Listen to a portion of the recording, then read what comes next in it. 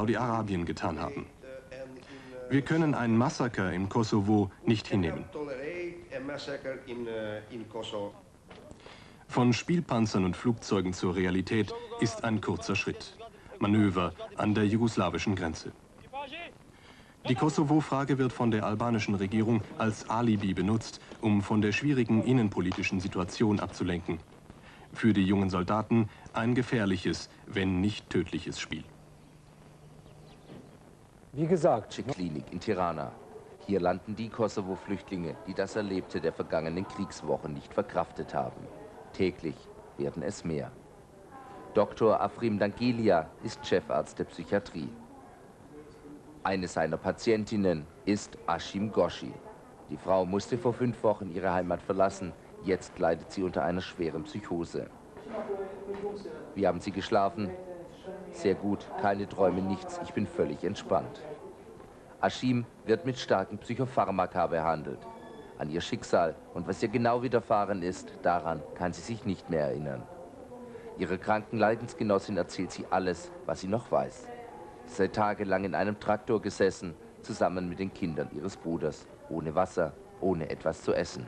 Sie habe sich gefürchtet und geweint. Wie kann man solche Leute therapieren? Natürlich am besten das mit den Medikamenten, Psychotropen. Ja. Wir haben viele Schwierigkeiten in diesen Zeiten. Trotzdem können wir unsere Brüder aus Kosovo mit unserer Seele und mit unseren Möglichkeiten helfen und unterstützen. Haben Sie denn genug Medikamente? Zeitweise. Zeitweise. Zurzeit werden zwar nur 14 Flüchtlinge aus dem Kosovo in der Psychiatrie in Tirana behandelt. Tausende hätten aber dringend seine Hilfe nötig, schätzt Dr. Dangelia. Halluzinationen, Wahnvorstellungen und Wahrnehmungsstörungen sind die häufigsten Krankheiten nach den erlebten Schicksalsschlägen. Ein Teil der Patienten wird wohl nie mehr geheilt werden können, wie diese Frau. Auf der Flucht hat sie ihren Sohn verloren, seither leidet sie unter Wahnvorstellungen. Ich bin sehr krank, ich bin sehr traurig, weil ich nicht weiß, wo er ist. Ich weiß überhaupt nichts über ihn. Diese Frau ist aber wenigstens in ärztlicher Behandlung. Viele der psychisch kranken Flüchtlinge leben in Lagern wie diesem in Shkodra im Norden Albaniens, ohne Betreuung. Rund 6.300 Menschen vegetieren allein in dieser verlassenen Tabakfabrik. Es gibt kein Licht, im Raum selbst herrscht völlige Dunkelheit. Zum Waschen gibt es nicht genug Wasser. Die psychischen Leiden der kranken Flüchtlinge verstärken sich hier. Edwi ist Mutter eines 1,5-jährigen Kindes. Die Serben, erzählt sie völlig verzweifelt, hätten das Haus ihrer Familie mit Granaten zerstört. Anschließend sei sie geflohen und habe irgendwie die Grenze erreicht. Das Leben ist sehr schwierig hier. Ich kann mein Baby nicht waschen, weil es hier so dreckig ist, hat mein Kind einen Ausschlag im ganzen Körper. Warmes Wasser gibt es nicht. Wir versuchen hier nur zu überleben, aber schon das ist sehr schwierig. Werden psychische Krankheiten nicht sofort behandelt, steigt die Gefahr, dass sie nicht mehr geheilt werden können. In diesem Lager ist an eine Besserung der Leiden gar nicht zu denken. Menschenunwürdige Bedingungen verschlimmern die Krankheitsbilder. Da es nicht genügend Betten gibt, müssen die Flüchtlinge in Schichten schlafen. Frauen und Kinder meistens in der Nacht, Männer häufig am Tag. Wir probieren ein bisschen zu helfen, aber alleine können wir das nicht machen. Und wir wollen, sie müssen unbedingt was sie gefilmt haben, sie müssen das zeigen zu der Welt, weil das ist unglaublich. Zurück in Tirana.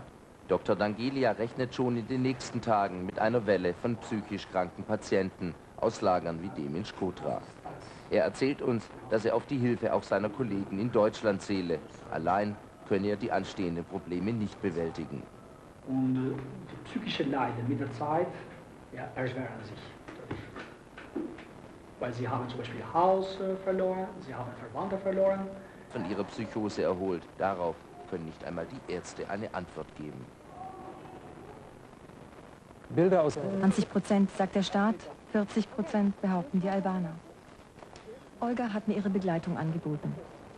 Natürlich kommt es manchmal zu Zwischenfällen, berichtet sie. Früher hieß es dann, die Polizei hat einen Jungen wegen Zigarettenschmuggels verhaftet. Jetzt sagt man, die Mazedonier haben einen Albaner festgenommen.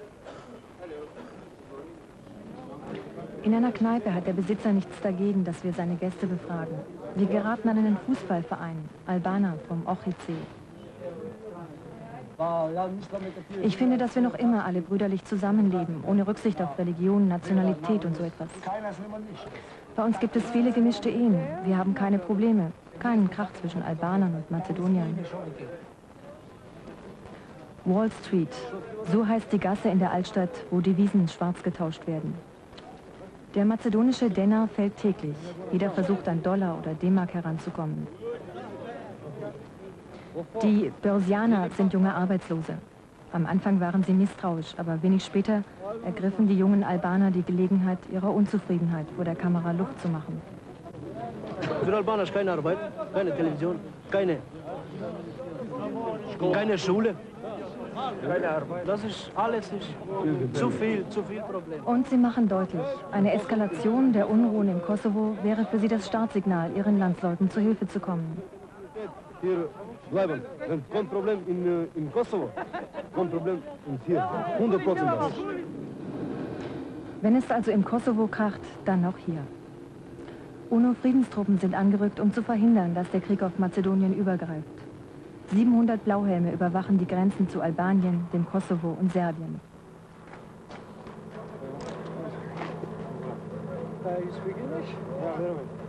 Begrüßung in einem Camp der mazedonischen Armee, nur wenige Kilometer von der serbischen Grenze entfernt. Die Mazedonier hatten die Staatengemeinschaft darum gebeten, Friedenstruppen zu schicken. Mit ihrer eigenen Armee von nur 6000 Mann fühlten sie sich der Bedrohung hilflos ausgeliefert. Gemeinsam patrouillieren sie, Blauhelme und Mazedonier, entlang der serbischen Grenze.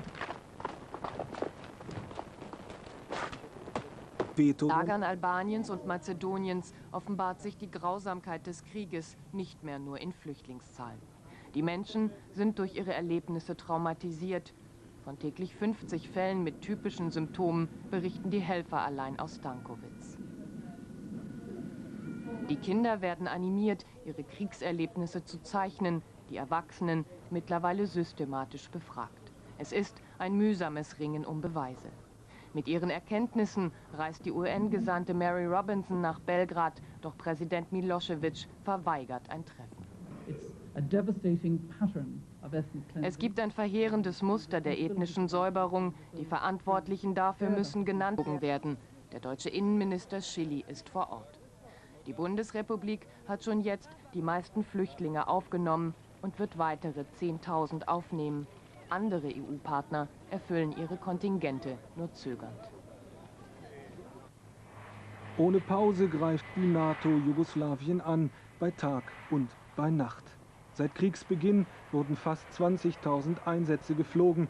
In der Nacht zum 15. Mai kommt es bei Korisha im Kosovo zum bisher verheerendsten NATO-Fehlschuss gegen Zivilisten.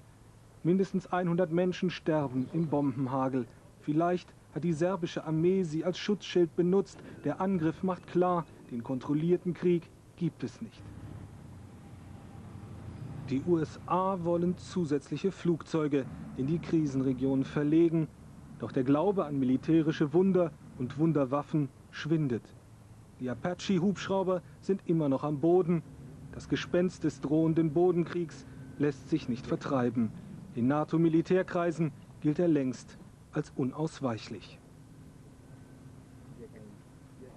Der jugoslawische Generalstab überrascht mit der Meldung, ein Teilabzug der Truppen habe begonnen.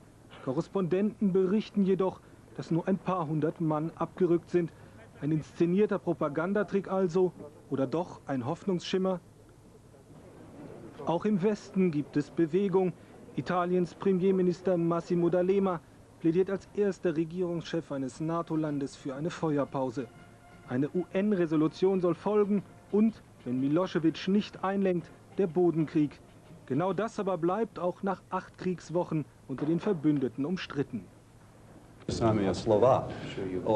In many languages and many countries, the talking goes on. Strobe Talbot, the American Deputy Secretary of State, tells reporters in Moscow that his meeting with the Russian envoy Viktor Chernomyrdin has been serious and constructive, but there's no breakthrough. It's through Mr. Chernomyrdin, who's just returned from Belgrade, that the West communicates with the Yugoslav government. The envoy's optimism is palpable. As talks ended for another night, he said he would look for and find a resolution.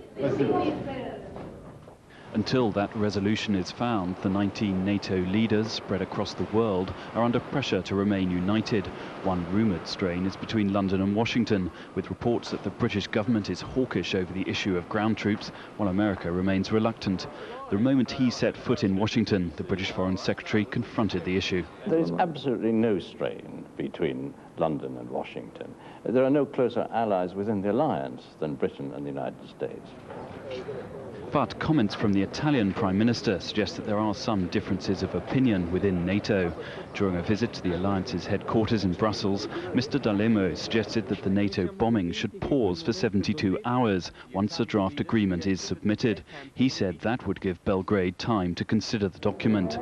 NATO's official spokesman sidestepped that issue and said that it's too soon to discuss fine details of a ceasefire.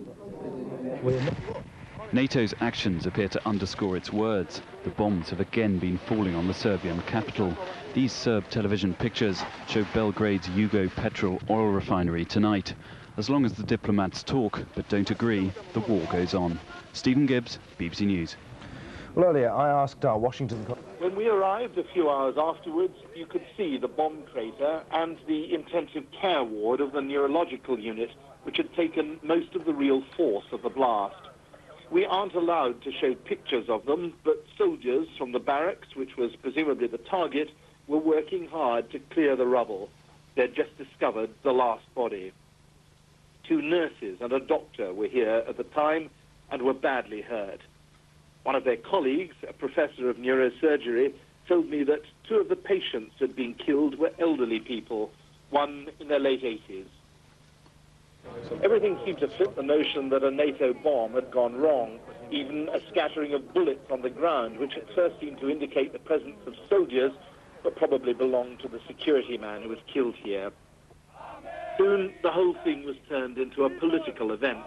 A group of Greek anti-war activists were bussed in and started demonstrating for the benefit of the assembled journalists in order to increase NATO's discomfiture. Statistically, NATO's made very few mistakes in this campaign, about a dozen that we know of. But those mistakes have been so serious that they've had an important effect on the entire course of events. As the end game starts, this is the very last thing. Deep into enemy air campaign. We have observed a platoon of T-55 tanks, Serbian tanks, were about... over in this direction? Yes, in this direction, about 6 kilometers in Serbia, you know? Youngsters from a nearby Serb village showed us leaflets they said had been dropped by NATO planes. NATO is preparing some another weapon to attack and destroy units of Yugoslav army in Kosovo. Do not be there when will happen. This border territory remains tense and dangerous. The French have faced little trouble. But for them, like most NATO troops in the Balkans, it's become a waiting game. David Crabtree, Sky News, Massive. Und nun geschah es doch wieder. Depot in a busy Belgrade street. The blast blew out the windows in the nearby Swiss ambassador's residence. A diplomatic function was underway at the time. Ammunition depots were targeted near Novi Sad, and Serb media reported explosions southwest of Belgrade in an area where fuel depots and military sites are located. And Serb media reports said 1 person was killed and 2 houses destroyed when a missile hit a residential area in Sombor. Then came the reports of the bombing of the prison at Istok. Local officials say it was hit by 15 missiles within a 2-hour period. Meanwhile, diplomatic efforts to find a peaceful solution go on in Moscow. Western and Russian envoys are trying to narrow their differences over a peace plan based on recent proposals made by G8. They're thought to have had some success. Our correspondent John Line now assesses the diplomatic progress and reports on the latest NATO raids. It was a familiar target, almost a daily routine. Once again, NATO struck Serbia's main oil refinery just outside Belgrade. It's all part of attempts by the alliance to step up military pressure, even as the tempo of diplomacy also increases. Once again, a diplomatic residence was also damaged, although this time it didn't seem to extend beyond a few shattered panes of glass. And while the British Defence Ministry was showing film of some more successful recent attacks, new claims emerged that NATO had bombed a prison in Kosovo, where members of the Kosovo Liberation Army were being held. Journalists were told by the Serb authorities that 10 people died. An almost endless succession of envoys now seem to be passing through Moscow. The Russian Viktor Chernomyrdin is reveling in the role of mediator-in-chief. The American Strobe Talbot is putting his fluent Russian to good use. With them, the Finnish president, Martti Ahtisaari. Mr. Ahtisaari stressed that they were just on the opening shots of the diplomatic game. Agreeing a plan was one thing, persuading President Milosevic to accept it, quite another. The key points under discussion remain the composition of an international force to go into Kosovo, the size of any remaining Serb presence in Kosovo, the timing of a ceasefire, and eventually the future status of Kosovo. But first, NATO has to resolve its own differences over strategy. On a visit to Washington to emphasise alliance unity, the British Foreign Secretary conceded that discussions over the precise role of ground troops were continuing. The President has spoken very clearly that we have the resolve to complete our mission and that no option has been taken off the table. Now, at the present time, there is discussion in Brussels about how we should prepare for an enhanced Kosovo force, ready to go in and secure the ceasefire in Kosovo and provide real protection for the refugees. The show of agreement was well managed, but military leaders stress that real decisions have got to be made quickly before winter ties NATO's hands. John Lyne, BBC News. Well, joining me now. Sending us. Well, the diplomatic effort to solve the Kosovo crisis may well be intensifying, but your emails to the BBC continue to express anger about NATO's air campaign against Yugoslavia. There were a number of reactions to the bombing of the Chinese embassy in Belgrade. Zhao Zhenliang believes it wasn't a tragic accident, but premeditated murder. China has suffered too much in the past 200 years from Western countries. Now they use missiles to insult China. But sooner or later, those devil countries will be punished by the Chinese. Jie Zhaojue is willing to give NATO the benefit of the doubt, but at a price. If NATO really is an international organisation and made a mistake without intention, some punishment is in order. Apologies are not enough. NATO's bombing of chemical plants in Serbia received an equally outspoken reaction. Following the bombing of the Pančevo chemical factory near the capital, Branislav wrote from Belgrade. At about this time next year, the people of Serbia, both Serbs and Albanians, will be facing their own millennium problem, birth defects and cancers. And it's not just the Serbs who are outraged about the NATO campaign. Today I feel ashamed of living in Greece and being an American citizen. People look at me here as if I were an executor of innocent people. Should I feel betrayed by my own nation? Some of you wonder why NATO did in Yugoslavia what it chose not to do elsewhere. If they really consider themselves responsible for keeping world peace and preventing ethnic cleansing, how is it that Kashmir has escaped their attention? There's been praise as well as criticism of Western media coverage of the Kosovo crisis. From Macedonia, Ako Atanasovski objected to TV reports blaming the Macedonian government for sending Kosovan refugees back at the border. Nobody dislikes the refugees. Even though our economy is poor, we decided to help those poor people who have nowhere to go. But Western countries have done almost nothing to help Macedonia. From Serbia, Dragan Rakic complains about reports of massacres of Kosovo Albanians. Conclusions are drawn before an inquiry, people indicted before the causes and reasons are established. This is generally called discrimination, and a big lie. And Ivan Nekic writes, the Kosovo conflict is about Serbs and Albanians. Why do we rarely see both sides on your programmes? And finally, a question from one of those who might have to pick up the pieces when the conflict is finally resolved. Goran Kacic is 11 and lives in Madrid. What is NATO doing with my world? My father is Spanish, my mum is a Serb. What are they doing with my country? What future is NATO planning for me?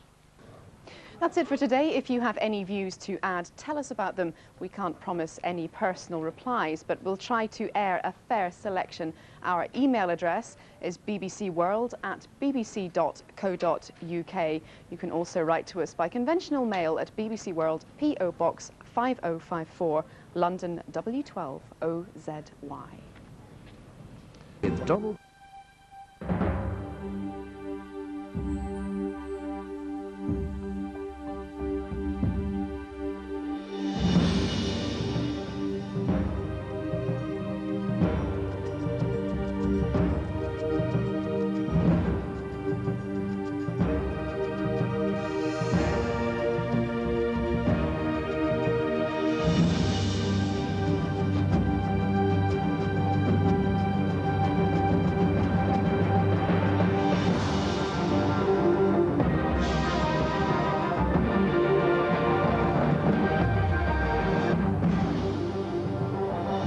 This is the prison the Serbs say NATO hit not once, but twice.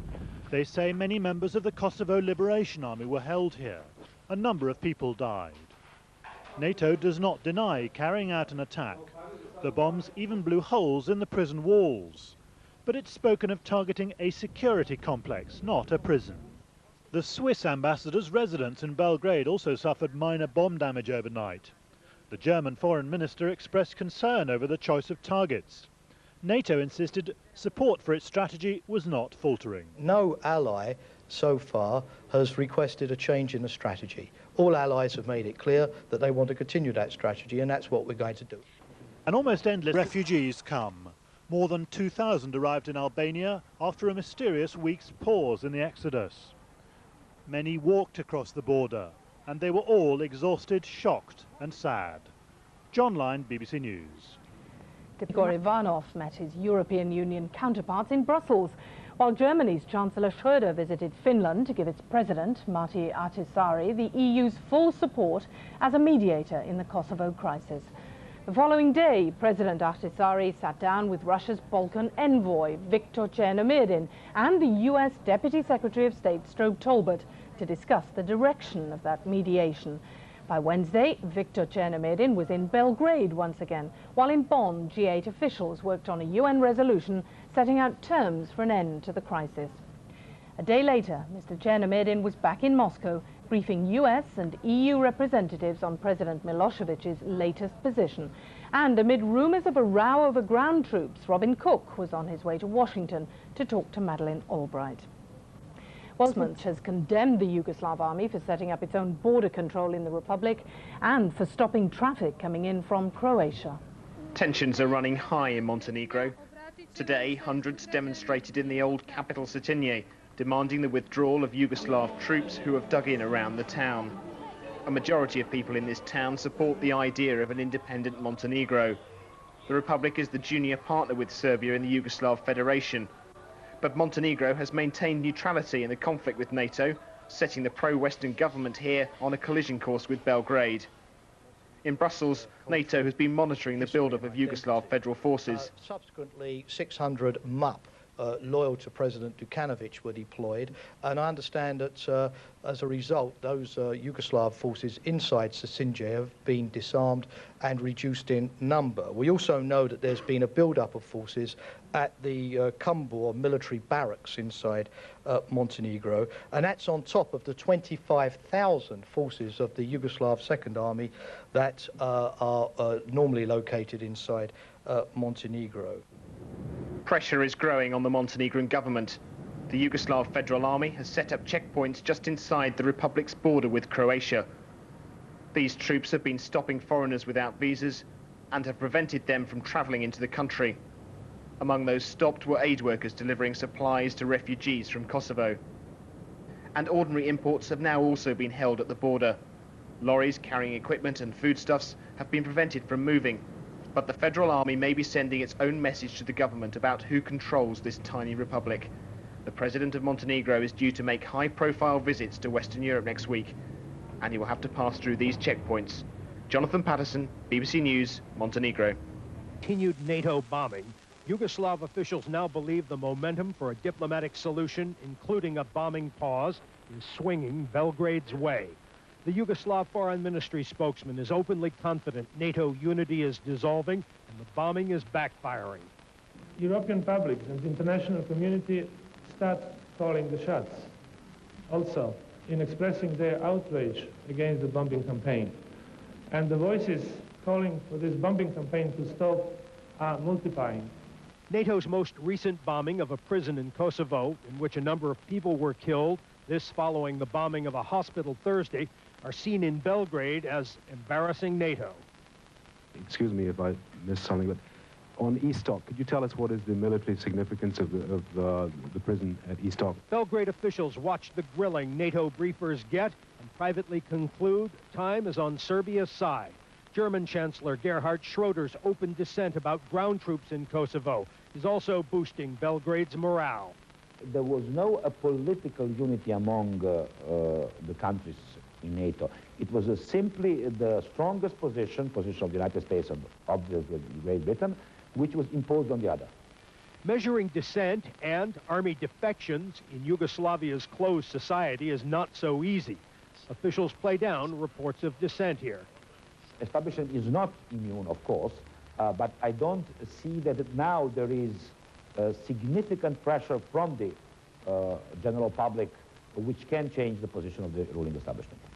Quietly, Belgrade has moved closer to compromise, especially on an international military presence in Kosovo. But publicly, we are fighting barbarity. We have to be very careful to see what is happening in NATO. It is also linked to political factors. The balance has to be maintained. We have to see that NATO defends its positions. Albanians understand. We read beyond newspapers. NATO is resolved to have its 5 conditions fulfilled. NATO's bombing of ولعل أهم الأسئلة المطروحة هو كيف سيتم التعامل مع مشكلة شائكة وهي قضية الهوية، خاصة وأن السلطات الصربية قد احتجزت كل الوثائق التابعة لألبان كوسوفا. وهي اللطيف من كل يوم حدث. Officers question the refugees carefully, then compare the answers given with the information on their lists. Time and again, people try to trick their way onto flights to Germany. And today is no exception. One group of people gives a surname matching one on the list, but none of the other details are correct.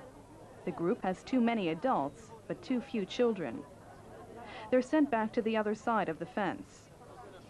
The BGS suspects the family they chose sold their place to another group. This time, the trick has failed. But for the rest of them, everything goes well. After a quick medical examination, documents are stamped. The refugees are given a number